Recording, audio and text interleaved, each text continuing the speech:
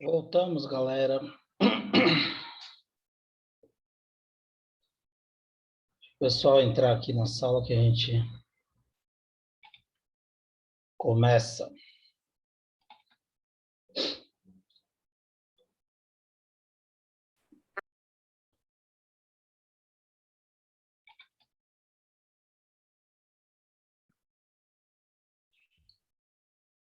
Cleiton, deu ar da graça, só entrou na sala, desligou a câmera e foi dormir.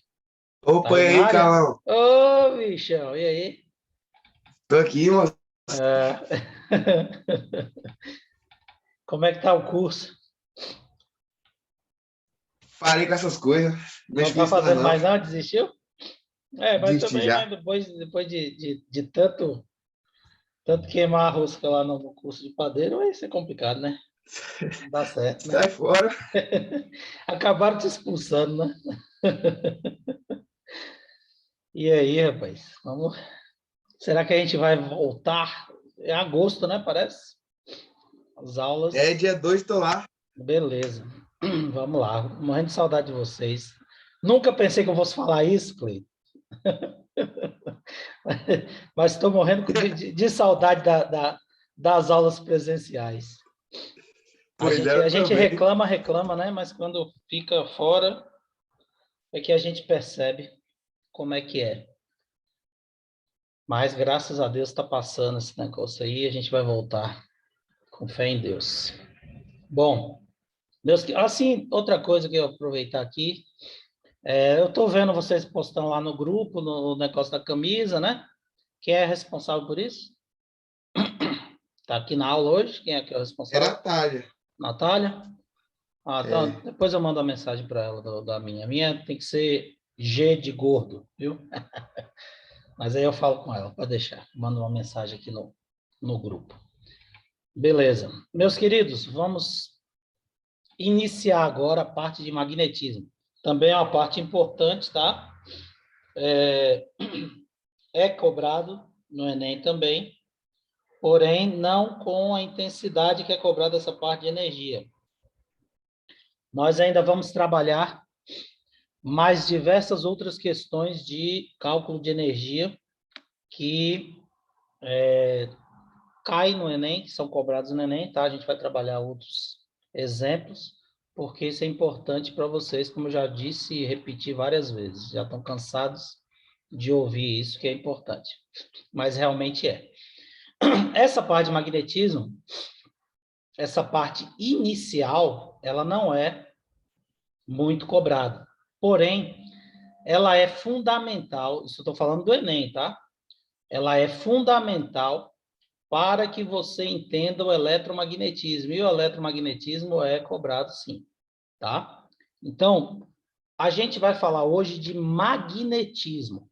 Então, a gente está iniciando o estudo do eletromagnetismo. Para entender eletromagnetismo, eu preciso explicar para vocês o que são fenômenos magnéticos. Então, magnetismo é a parte introdutória do eletromagnetismo. A gente não pode entender eletromagnetismo, que é um fenômeno elétrico e magnético, se a gente não sabe o que é um fenômeno magnético. Bom, o que é magnetismo?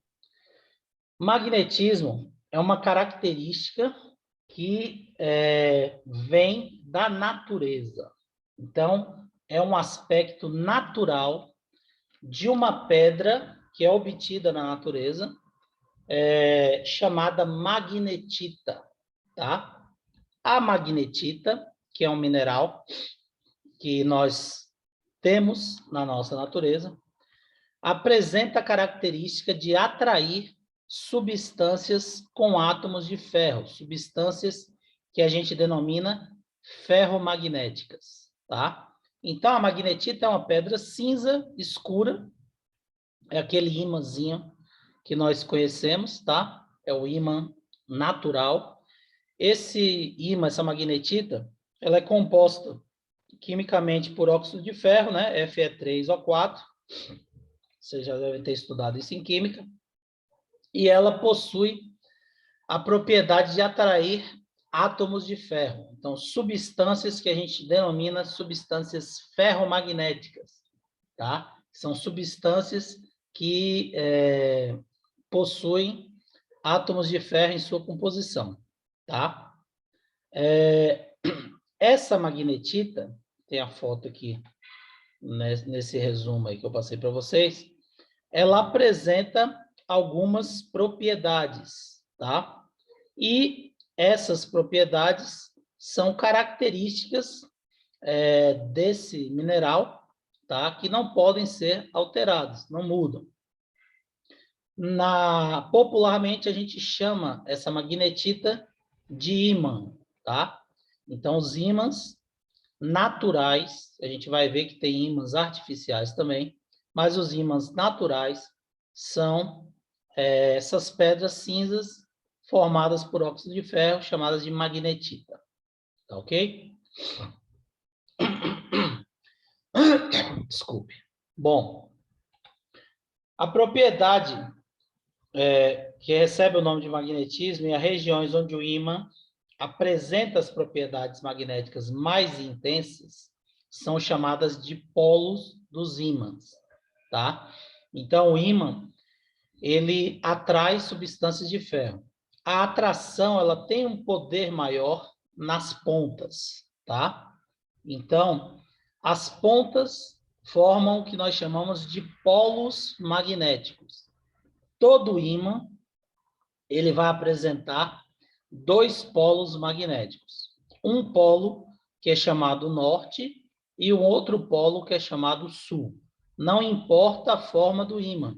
Você pode ter o ímã em forma de ferradura, você pode ter o ímã em forma de U, você pode ter o ímã em forma de barra. Sempre ele vai possuir dois polos. Então, se você tem uma barra, um lado é o polo norte, o outro lado é o polo sul.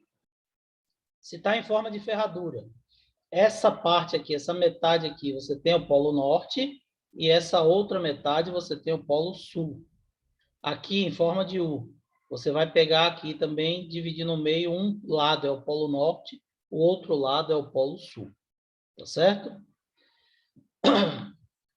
Por que, professor, que forma esses polos? Vamos ver se eu fiz aqui a representação esquemática.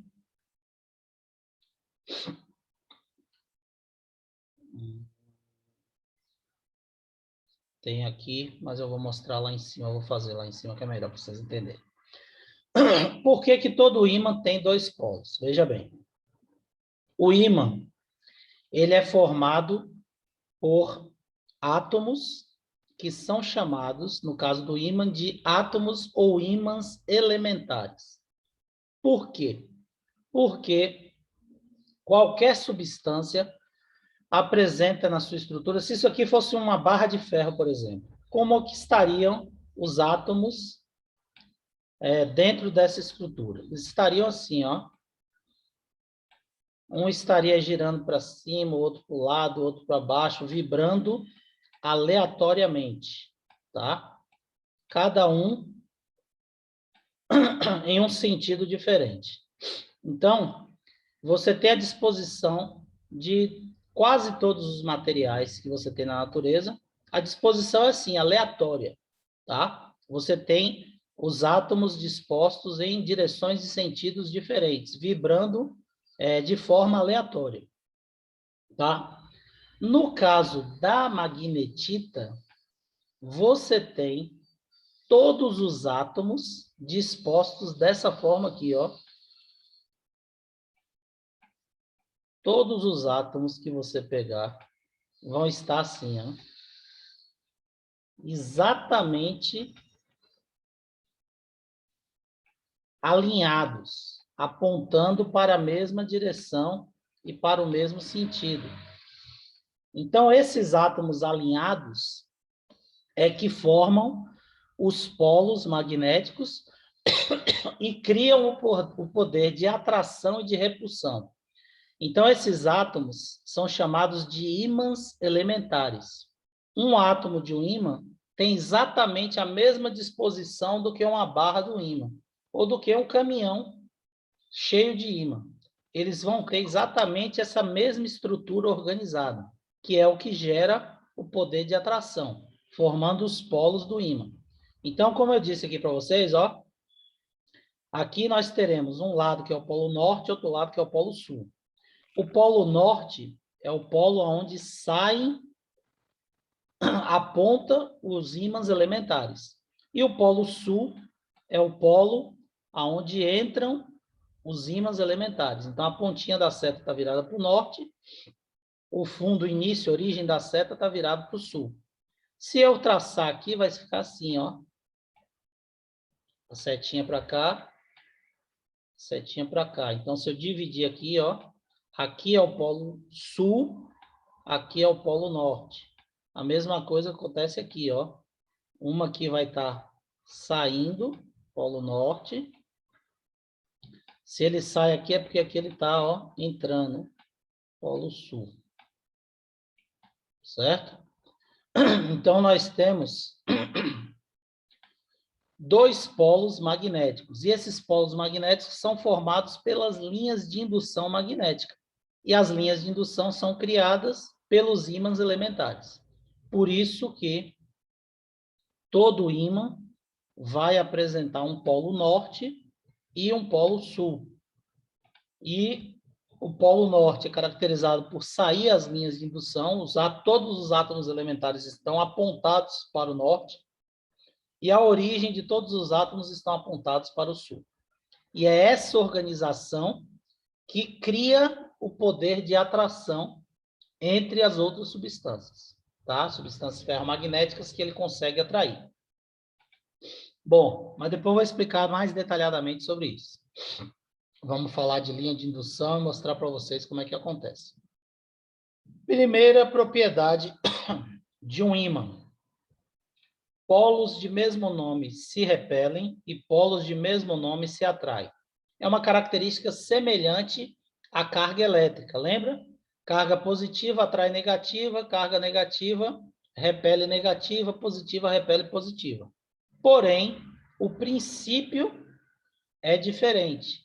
Lá você tem transferência de átomos, aqui não. Aqui você tem a característica da substância, da magnetismo. O polo norte é o polo no qual a linha sai. Então, se a linha sai do norte e entra no sul, quando você botar polo norte com polo sul, a linha vai facilitar a aproximação.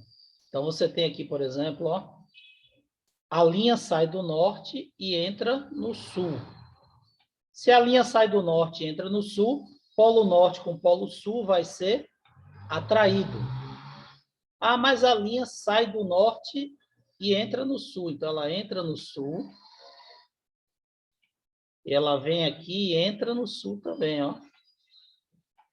Então, sul com sul, ou norte com norte, você vai ter uma força de quê? De repulsão. Então, polos de mesmo nome se repelem e polos de nomes opostos se atraem. Isso ocorre por quê? Por causa das linhas de indução e dos átomos elementares que eu acabei de mostrar para vocês. Certo? A linha de indução sempre sai do polo norte e entra no polo sul. Sim, é assim que ocorre. Essa é a primeira propriedade de um ímã, tá? Segunda propriedade.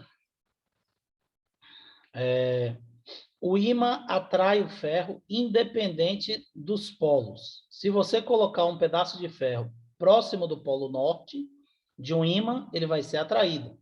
Se eu colocar o ímã, o ferro próximo do polo sul, ele também vai ser atraído. Ah, professor, você falou que repele. Repele ímã com ímã. Então, se eu pego o ímã, coloco com outro pedaço, ele juntou, ele grudou. Se eu pegar um ímã, tirar e virar o lado oposto, ele não vai juntar, ele vai repelir, certo? Então, os polos de um ímã, se forem opostos, se atraem, se forem iguais, se repelem. Porém, ele vai atrair, qualquer um dos dois polos vai atrair a substância ferromagnética normalmente, tá bom? Por que que isso vai ocorrer? Eu vou mostrar para vocês depois. já já. Observe que a força de atração entre o ímã e um pedaço de ferro, ou a força de repulsão entre dois ímãs, ela não é de origem elétrica, tá? Pois os corpos não estão eletrizados, eles podem estar neutros, que vão atrair ou repelir do mesmo jeito. Isso é uma força magnética, tá? E obedece ao princípio da ação e reação. Ou seja, o pedaço de ferro que é atraído pelo ímã, ele atrai o ímã da mesma forma em sua direção, tá certo? Então, coloquei um ímã e um pedaço de ferro. Os dois vão se atrair mutuamente. Claro, se o ímã for maior do que o pedaço de ferro, é o ferro que vai em direção ao ímã. Se o ferro for maior do que o ímã, é o ímã que vai se locomover em direção à barra de ferro, tá? Aí é igual aquela historiazinha da maçã e da terra. A terra atrai a maçã da mesma forma que a maçã atrai a terra. A maçã cai na superfície da terra porque a massa é menor. Aqui vai ser o mesmo princípio. Então, a força com que a barra de ferro atrai o ímã é exatamente a mesma de origem magnética que o ímã atrai a barra de ferro. Então, ela tem a mesma direção, a mesma intensidade e o sentido oposto, sentido contrário. Tá ok? Bom, aqui eu não coloquei no resumo, mas uma outra propriedade, deixa eu ver se está aqui embaixo, está aqui, depois a gente volta para a bússola. Uma outra propriedade é a inseparabilidade dos polos magnéticos. O polo magnético de um ímã, ele jamais pode ser separado. Então, se eu pego uma barra de ímã e quebro no meio, quando eu quebrar essa barra no meio, eu vou ter cada pedaço com dois polos. Se eu pegar esses dois pedaços e dividir ao meio, eu vou ter 4 pedaços. Cada um dos 4 pedaços vai ter os dois polos. Se eu pegar esses 4 pedaços e dividir no meio, eu vou ter 8 pedaços. Cada um dos 8 pedaços continuará tendo os dois polos. Você continua partindo até chegar à menor partícula, que ainda possui propriedade magnética, que é o ímã elementar, o átomo da substância. O ímã completo será a soma de todos os ímãs elementares, ou seja, cada pedacinho vai continuar tendo os dois polos. Por que isso? Porque eu disse para vocês que ele é composto por ímãs elementares que estão dispostos assim. Quando eu quebro no meio, cada pedacinho vai continuar tendo um ímã elementar, que é um átomo elementar, disposto dessa forma. Por mais que eu fragmente, até chegar no ímã elementar, claro, aí só se eu destruir a estrutura atômica, aí é outra questão, né? Eu terei as características magnéticas, então o ímã elementar, tá? Os dois polos no ímã elementar. Então, a segunda ou uma outra propriedade, acho que é a terceira que eu falei aqui agora, os polos são inseparáveis. Você não pode separar o polo de um ímã. Então, você tem polo norte e polo sul, tá? A atração, que é a segunda propriedade, e a inseparabilidade dos polos, que é a outra propriedade. Deixa eu ver se eu coloquei aqui a questão da temperatura. Sim, aqui. A gente vai falar para vocês na sequência. Essas propriedades são características naturais da magnetita. Então, o ímã, ele possui essas características. O polo norte atrai o polo sul, consegue atrair substâncias ferromagnéticas e os polos são inseparáveis. Porém, essa propriedade ela vai ser perdida com o aumento da temperatura. Então, se eu aumentar a temperatura de um ímã, o ímã vai perder essa característica, essa propriedade. Por quê? Vamos lá. Eu disse para vocês que o ímã ele é formado por átomos que estão organizados, todos na mesma direção, no mesmo sentido. Então, você tem ímãs elementares dispostos de forma organizada, todos alinhadinhos, apontando para o Polo Norte e o fundo apontando para o Sul, tá? Formando os polos magnéticos de um ímã. Então, você tem o ímã. Eita, para escrever com isso aqui tá difícil. Então, você tem um ímã disposto dessa forma. Bom, o que gera a característica da magnetita é justamente essa organização aqui, ó, dos ímãs elementares. É o que difere essa magnetita dos demais elementos que você tem na natureza. E isso é que promove a característica magnética. Se eu aquecer esse ímã, fornecendo calor através de uma fonte qualquer, o que é que eu vou fazer? Eu vou transferir energia para esses átomos elementares. E esses átomos eles vão começar a se agitar. Quando esses átomos se agitarem, eles vão se deslocar e vão mudar a direção e o sentido deles. Quando eles mudam a direção e o sentido, a disposição deles, esses ímãs elementares se desorganizam.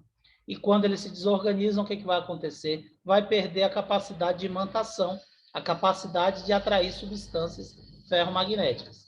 Então, o ferro que eu coloco aqui, ó, um pedacinho de ferro que eu colocar aqui próximo do ímã, ele vai ser atraído por quê? Porque os átomos de ferro vão estar assim, desorganizados. Quando eu colocar próximo do ímã, o ímã vai induzir os átomos de ferro e esses átomos do ferro eles vão se alinhar da mesma forma que os átomos dos ímãs estão alinhados. E aí, quando ele alinhar, o polo norte do ímã vai entrar no polo sul dos átomos de ferro e vai provocar a atração do ferro pelo ímã. Estão conseguindo entender como é que funciona, gente? Tá ficando claro ou tá complicando mais? Sim, Fiz um ficou monte de claro. rabisco aí. Não sei se deu para entender. Então, o que acontece? O átomo de ferro tem a barra de ferro, desculpe, tem os átomos todos desorganizados. E a magnetita tem os átomos todos alinhados. Quando você aproxima o ferro da magnetita, o alinhamento através dos polos magnéticos da magnetita provoca o alinhamento dos átomos de ferro. E esse alinhamento dos átomos de ferro faz com que o ferro se torne um ímã temporário. Tanto que se você pegar um pedaço de ímã, colocar um prego aqui, você colocar um outro prego embaixo do primeiro prego, ele vai grudar também. Por quê? Porque esse prego aqui que está em contato com o ímã alinhou seus átomos e ficou um ímã temporário. O outro prego que você colocar também vai alinhar e assim sucessivamente. Se você colocar 10 pregos, eles vão grudar. Depende também, lógico, do tamanho do ímã, da capacidade de imantação. Se você colocar um ímã pequeno, pode ser que você coloque 1 ou 2 pregos somente. O terceiro já não tem a capacidade de imantar. Mas se você colocar uma barra grande, magnética, você pode colocar 10, 20 pregos que eles vão se alinhar e, consequentemente, irão grudar um no outro. Tá certo? Então, você tem essa capacidade de imantação por causa do alinhamento. Agora, lógico, se eu aqueço, o que acontece? Eu forneço energia, tá? Para esses átomos, e mesmo que seja magnetita, que já tem os átomos alinhados, o que vai acontecer? Essa energia vai provocar o desalinhamento desse átomo. E aí a magnetita vai perder a capacidade de imantação. Vocês já viram ímã de geladeira, não já? Todo mundo viu ímãs de geladeira, né? Vocês já viram ímãs de fogão? Não. Não existe. Por quê? Porque o fogão também poderia ser enfeitado com os ímãs. Mas não dá porque quando o fogão liga, ele aquece e aí o ímã iria desgrudar da parede do fogão. Erivelto, quer fazer uma pergunta? Pode fazer. Abre o microfone aí e manda Ô, ver. professor, bom dia. Bom dia. É o seguinte, que nem Sim. todos os ímãs que são presentes na gente, né? É lógico que nem todos são retirados diretamente do minério. Aí Da é uma máquina, natureza. sim, Sim. sim. Aí Sim. é uma máquina que coloca o magnetismo no ferro, no material. É, Aí eu eu vou, queria eu saber. vou explicar para vocês ainda, porque a gente está falando, Erivelto, de magnetismo. o fenômeno natural da magnetita. Nós estamos falando de ímãs naturais. Eu vou falar de eletromagnetismo, que é a sequência, tá? E o eletromagnetismo, aí sim, são ímãs artificiais, produzidos por circuitos elétricos. Então, quando você tem um circuito elétrico numa base de ferro, por exemplo, você liga o circuito elétrico, essa corrente elétrica, através do campo elétrico, provoca o alinhamento dos átomos elementares de outras substâncias e geram o fenômeno magnético. Então, isso a gente chama de eletromagnetismo, tá? Eletromagnetismo é o que a gente vai estudar na sequência, são ímãs artificiais produzidos por fenômenos elétricos. Mas tem sim, tá bom? A gente vai explicar direitinho, porque isso é um capítulo à parte, tá? Esse daqui que a gente está falando são ímãs naturais. A magnetita é o que você encontra naturalmente com essa característica na natureza. Beleza? Aí, na sequência, depois a gente vai falar de eletromagnetismo, vocês vão entender como é que funciona os ímãs artificiais e essa produção que Erivelto falou aí de ímãs que são produzidos, né? Substâncias que são imantadas, a gente chama de processos de imantação, tá? A gente vai falar para vocês os processos de imantação e o fenômeno eletromagnético. Beleza? Deixa eu ver. Eu falei da temperatura, sim. Então, a temperatura, quando a gente aquece um ímã, os átomos elementares sofrem uma agitação e se desorientam completamente, fazendo perder o poder da imantação, tá? Essa temperatura é chamada de temperatura Curie, tanto faz, é questão de pronúncia, tá? O francês. E varia para cada substância termométrica. Para o ferro, por exemplo, você consegue quebrar a imantação dele de 770 graus Celsius e para a magnetita 580 graus Celsius, tá? Não significa que precisa atingir essa temperatura para poder perder a imantação. Ela já começa a perder no momento que ela começa a desalinhar, mas aí ela perde completamente, tá? Uma outra forma de desmagnetizar também pode ser através do impacto. Se você bate no ímã, se você dá um choque no ímã com uma pancada qualquer, você também pode provocar, através desse processo mecânico, um desalinhamento, tá? Dos átomos elementares, e esse ímã perdeu o poder de imantação. Porém, desculpe, prestem bastante atenção nisso. A magnetita, ela volta à sua imantação original. Então, se eu pego um pedaço de ímã, coloco ele exposto ao sol, deixo lá 1 hora no sol, depois eu tiro esse pedaço de ímã, vou colocar um prego. Esse prego não vai grudar no ímã. Por quê? O ímã foi aquecido, os átomos se desorganizaram e perdeu a imantação dele, certo? Porém, se eu deixar esse pedaço de ímã lá no canto, lá no meu quarto, na sombra, e depois de algumas horas esse ímã voltar à sua temperatura normal, eu pegar esse mesmo pedaço de ímã e colocar o prego, ele vai grudar de novo. Por quê? Porque os átomos elementares da magnetita, eles são naturalmente alinhados. Quando você aqueceu ou quando você impactou, você provocou o desalinhamento. Mas a tendência natural é ele voltar para a posição original dele e alinhar novamente. Então, o ímã, quando ele for resfriado, os átomos elementares se reorganizam de novo na sua forma natural e esse ímã volta a ter o poder de imantação, volta a atrair, tá bom? Diferente de ímãs artificiais, que a gente vai falar depois, que é o que Erivelto estava perguntando aí, tá bom? Então, a magnetita, ela perde a imantação quando aquece, quando você, por meio mecânico, cria algum impacto, gera algum choque nela, mas essa imantação, ela é perdida temporariamente, porque a pedra, ela tem a característica natural de atrair substância. Então, os átomos dela vão se reorganizar, ok? Depois que resfriar, depois que a energia mecânica do choque for dissipada. Então, ele reorganiza novamente. Bom? Tranquilo? Bom, e a bússola? Como é que funciona a bússola? A bússola, ela é uma agulha magnética colocada na posição horizontal, suspensa por um centro de gravidade.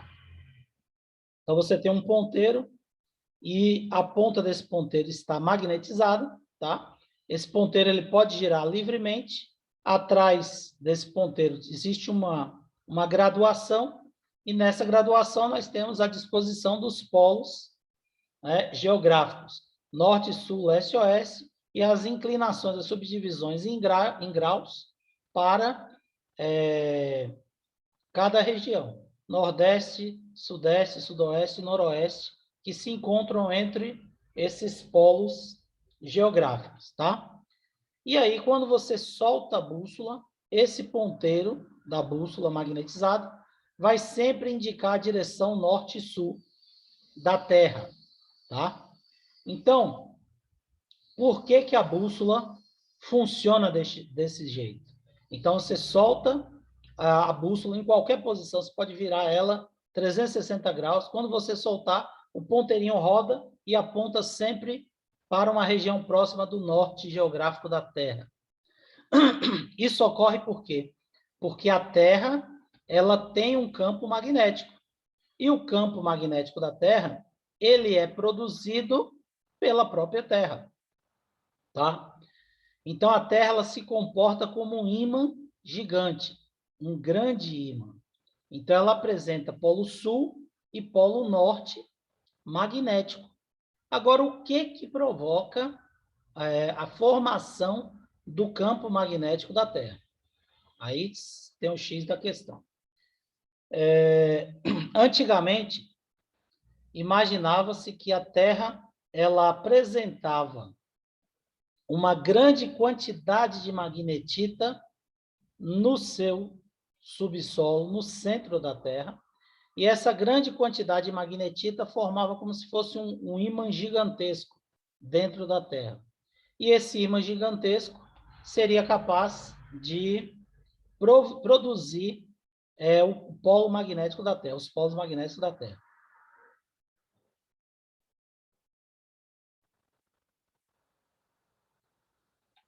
Aí, veja bem, o Márcio fez uma pergunta aqui. Todo corpo grande vai apresentar polos magnéticos como o da Terra? Veja bem, se o corpo apresentar partículas elétricas, ele vai apresentar campo magnético produzido pela carga elétrica, tá? É o que eu vou explicar aqui. Ele não tem magnetita.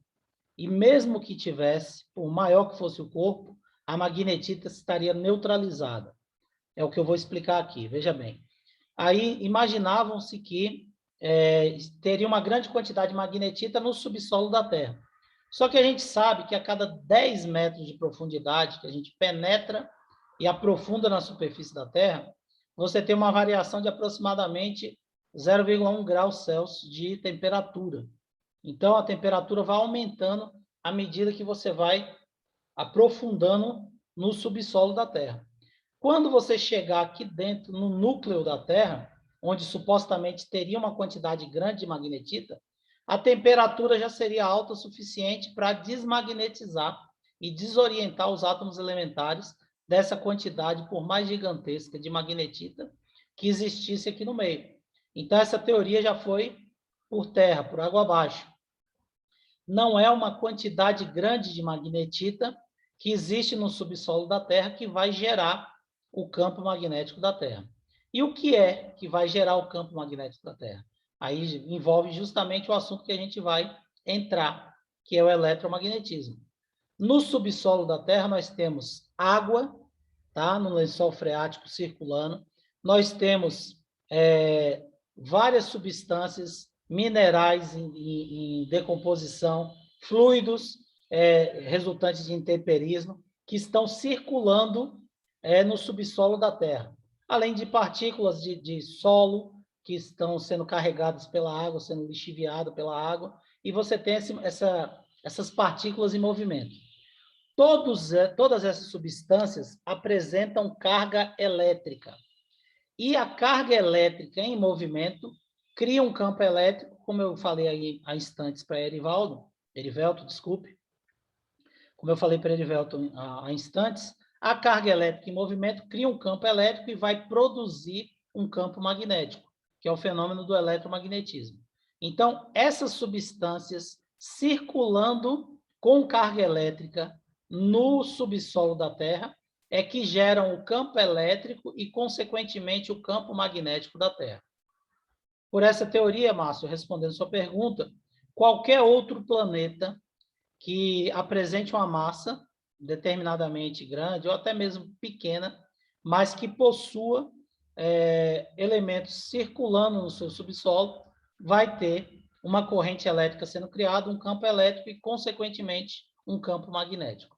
Tá bom? Então, todos vão apresentar essas características, tá? Elétricas e magnéticas também. Mas aí o que eu quero chamar a atenção antes que essa aula acabe é que, beleza, a Terra tem um campo magnético dela. Expliquei como ele é formado. Depois a gente vai detalhar isso. Não precisa se preocupar com isso agora. A gente sabe que existe um campo magnético na Terra criado pelas substâncias que possuem carga elétrica e estão circulando no subsolo da Terra. Mas como é que o ímã vai ser atraído pelo polo da Terra? Eu disse para vocês que o polo norte é atraído pelo polo sul. Não foi isso? Isso quer dizer o quê? Que o ímã, o polo norte do ímã vai apontar para o norte da Terra. Como isso é possível? Isso só é possível porque próximo do norte geográfico da Terra, nós temos o sul magnético dela. Existe uma diferença aqui de cerca de 15 graus, tá? 1 hora de diferença aqui entre o polo norte geográfico, que aponta a bússola, tá? E o polo sul magnético da Terra realmente. Então, o polo norte da Terra, devido à inclinação do eixo da Terra, tem uma diferençazinha de 15 graus. Mas, em termos didáticos, a gente considera aproximadamente a mesma coisa. Então, se o polo norte da Terra estivesse aqui para cima e eu soltasse a bússola, o norte da bússola não iria aqui para cima, porque norte não atrai norte. Então, no norte geográfico da Terra, para onde aponta a bússola, eu tenho o sul magnético da Terra. E o sul magnético da Terra aponta o norte magnético do ímã, que é o norte geográfico da Terra. Conseguiram entender isso? Isso é meio complicado, isso atrapalha muita gente no vestibular e no Enem. Todo mundo entendeu isso aí, gente? Sim, professor. Então, prestem bastante atenção que existem várias pegadinhas. Eu vou mostrar para vocês questões de vestibular. Existem diversas pegadinhas relacionadas com isso, tá? Então, você tem no polo norte da bússola, que é o norte geográfico da Terra, o sul magnético da Terra, porque o sul magnético da Terra é que atrai o norte magnético do ímã, tá? Então, o que vocês precisam saber hoje, entender e não esquecer é isso aqui. O polo norte geográfico, próximo do polo norte geográfico da Terra, eu tenho o sul magnético da Terra.